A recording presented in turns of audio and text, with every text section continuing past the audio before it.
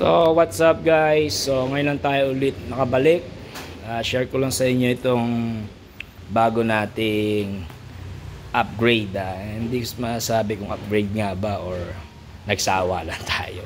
So syempre ito, papakita ko sa inyo yung bagong TSMP S3 pang Aerox NMAX version 1, version 2, pero ito sa akin pang version 2.1 na NMAX at Aerox.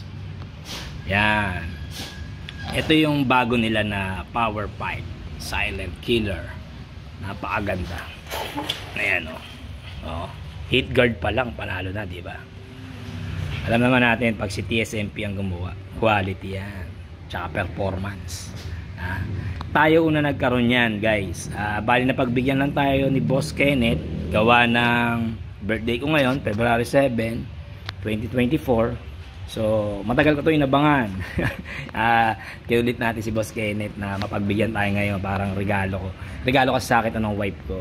Ayan, yan regalo niya sa akin. Salamat. So, ang dati natin pipe, ito, yung JBT B3. Okay naman ang JBT B3. Ayan. Maganda performance niya, guys. Goods yan. Pero, syempre, minsan, nagkaka-issue dyan yung pinaka-adjuster nung ito sa ilalim. Yan, adjuster. Kumakalansing yan minsan. Pero sa akin, hindi naman kumakalansing yan. So, yan yung B3 natin na JBT. Okay naman yan. Pero kasi, syempre, mas pogi ito eh. Di ba? Tsaka kaya ako papalitan to guys. Kasi, ano to eh, 193cc to eh. Bali dapat, ipapa-re-elbow to ng mekaniko ko na si Joel De La Cruz. Gagawin 35mm. Sabi ko wag nang galawin dahil parating na yung TSMP na S3. Yung TSMP S3 kasi na power pipe guys, napakaganda ng tubo. Nakita niyo naman TSMP, di ba? 35mm na to. So, di ba? Dito tayo, pogi niyan. Tsaka yung bali ng tubo niya, ang ganda. Yan. Tapos ang gusto ko sa TSMP yan, 2-piece siya. 2-piece na tatanggal yung pinaka chamber na iiwan yung tubo. Ang ganda kasi tingnan eh. Nagagandahan ako sa ganung style, di ba? So yan, 35mm siya, yung tubo niya. Made in Taiwan. Tapos wala siyang bank sensor. So ikaw maglalagay ng bank sensor. So ikaw mamimili kung saan mo na ilalagay. Minsan kasi yung JBT, yung bank sensor tumatama minsan sa cover. Kaya minsan nilipat pa ng pwesto or dinadalawa na lang para hindi pag tinanggal kasi yun yung bank sensor sa ilalim, syempre magkakaroon ng butas, tinatapalan. Yung iba ginagawa dalawa yung bank sensor, di ba? Yan. So yun lang. Okay naman tong JBT. So si TSMP kasi gusto ko isa pa kay TSMP ang gusto ko yung bracket niya kompleto yung bolts. Kay JBT kasi 2 bolts lang makakabit mo. Yan, 2 bolts lang. Kay TSMP kompleto pa rin yung bolt sa bracket makakabit mo. So ayan, yung TSMP. Yan. Bali yung S3 ngayon, ang spring niya isa na lang dito na lang. Di ba dati yung mga stage 1, stage 2, dalawang spring taas baba, siya isa na lang. Ayan. Diba? Ayan. Pakita ko rin sa inyo yung pinaka dulo ng tip. Bali dalawang klase pala tip nito, no? Isang straight, isang slatted. So pinili natin yung straight lang para medyo low profile. Masyadong hardcore yung slide eh. Pero maganda yun guys. Maganda rin yun. Yan. So yan oh. Pogi diba? Tapos mamaya kakabit natin yan. Tapos meron din silang stage 4. Yung stage 4 ng TSMP na power pipe, mas malaki diameter nito nung elbow, nasa 38mm yun, tapos mas malaki na yung tip, mas malaki na siya. So talagang mama oh. So yan, update ko kayo kabit ko muna to. So ayan na siya guys, nakakabit na yung bago natin TSMP stage 3 na bagong release lang ngayon, February 2024. Ayan. So napakaangas. Napakaangas, Gar. Ayan. So, kailangan natin kabitan siya ng sensor, boss. Ayan, mamaya papakabit natin to. Pagkakabit ito, diretso tayo sa dyno. Siyempre, kailangan natin pa tune yan. Siyempre, TSMP pa rin, di ba? Gamitin natin sensor. Malakasan. So, ito yung tube niya. Ayan, musok-usok pa tinesting ko eh. Ayan. Ganda eh. Ganda ng pagkakatayo ng pipe. Yung align nyo. Tsaka yung heat guard. Pogi. So ito, compare sa JBT B3. So, mas malaki kasi elbow niya. Mas lumaki yung tunog. Yun. Mas macho siya. So, ewan ko, pasado pa sa LTO yung ganyan. Kasi yung B3 pumapasa sa LTO eh, di ba? Pero yung B4 nga ng JBT, di ba, pag in-throttle pasado pa rin eh sa LTO eh. Yun yung mga nakikita kong video ng mga nanguhuli na LTO chapolis. Pumapasa yung kahit B4 na power pipe. So ito, siguro papasa rin to kasi mas malaki yung B4 ng JBT, di ba?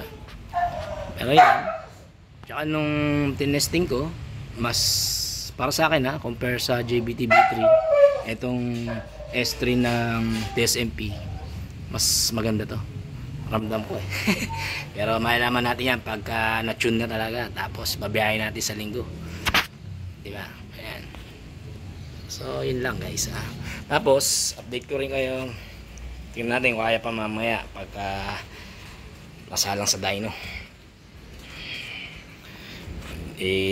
Ano natin, upload natin yan. Yan. So share ko rin yung tunog niya ha. Siyempre sound check natin yan. Hindi pwedeng hindi.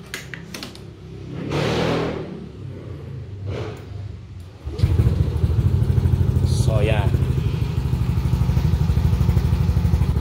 Medyo malamig pa yung makina. Kaya start lang.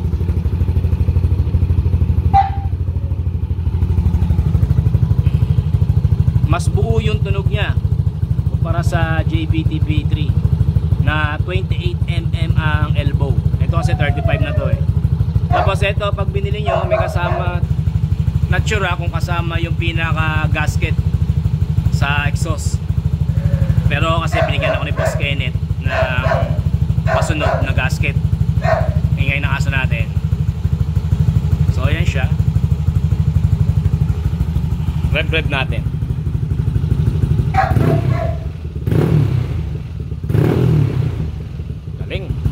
So hindi pa naka-tune yan guys ha. Kailangan natin palagyan muna ng sensor, bang. Yan, syempre number 1 TSMP lang. Yan. So yung emblem hindi ko kakabit kasi ninanakaw. Madalas nakawin ang emblem ng mga pipe ng TSMP. So ayan natin ganyan. Walang tatak. Para low profile. Straight tip. Slotted. So may slotted din ito, isang version. Tapos yan, makikita nyo, meron pa rin siya TSMP doon sa taas na naka-engrave. Sa pinaka-gilid ng tip. Siyempre hindi mawala yan. Yan, symbol ng TSMP.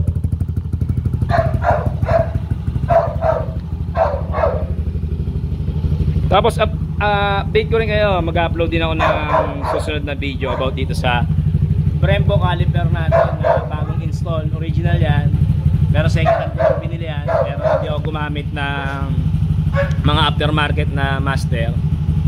Yan, na malalaki ang pinaka piston. Ito, alam niyo na kung ano yan siguro, di ba? Kung ano yung nilagay natin dyan na master. Na-upload ko rin dati. So nasa pagbibilid lang yan kung gaano katigas. ABS to ha, itong version 2.1 ko na NMAX. So yan, dito kayo dyan, hiwalay natin yan yung video niyang caliper na bagong install natin. Dito muna tayo sa 5. Yan, isa pa sound check natin basta. Yan, hindi natin pwedeng full rev kasi magalit mga kapitbahay. Alright, okay, balikan ko kayo, pakabit natin yung sensor tapos dyno natin kung kakayanin ngayong araw. So ayun guys, napakabit na natin yung bank sensor sa TSMP S3 na power pipe. So ayan yung update natin. Ayan. Nilagay ko na rin yung emblem dito, bahala siya manakaw. Marami naman ako niyan Ayan. So ito, no, dito medyo maliwanag na kahapon kasi doon tayo sa kabila medyo madilim. So ayan siya. So ayan, maganda nitong pag ito, gusto ko to. Ayan. So ayan, kinabit ko na rin yung radiator cover. So hindi ako nagpalit ng radiator na aftermarket, gusto ko stock lang. Stock is good, subuko na yan okay yan, the best yan. Tapos ayan, sa cover hindi siya tumatama. Isipin nyo kasi tumatama dahil sa malaki elbow niya at sa bend ng tubo. So ayan, malayo siya, as in malayo. Pag gumawa ng TSMP, tandaan nyo, sukat yan, quality. At ito yung bank sensor natin, pinakabit natin kahapon pala. Ayan, so TSMP rin ginamit natin dyan na sensor na bank. Ayan, pina-TIG weld natin. Ngayon papa-tune natin to, kaso upload ko na sa susunod siguro yon, yung pag pinadyno natin, kasi may problema ako. Hindi ko mabuksan yung windshield, hindi ko maluwagan tong isa dito, sorry yung isa dito, ito hindi ko maluwagan, naputol na ata yung pinaka rubber na nut nya sa loob. Andito kasi ECU yan naka eraser nga pala to na ECU Mini X. So yan siya. Ayan yung TSMP S3 35mm na elbow.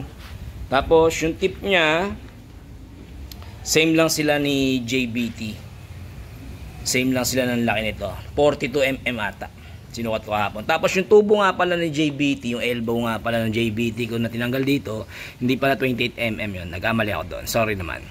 29mm pala yun, 29 ang JBT yung elbow nya. Yung akin 29, pero meron nung 35mm na B3, kaso medyo mahirap hanapin yun yung 35mm. Pero itong TSMP, nakita nyo naman, napakaganda talaga. Ayan,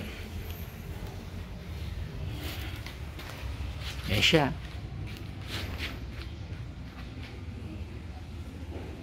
Ayos yan.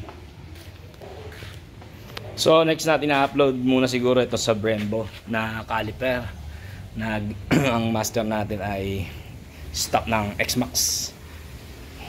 Yung ibang nahihirapan mag-bleed niyan, mga stock, kaya yan, nasa gumagawa lang yan. Tingnan nyo, no?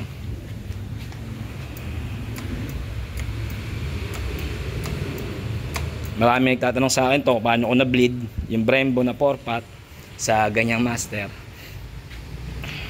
Upload natin yung sa susunod kung paano ang technique. Dali lang yan.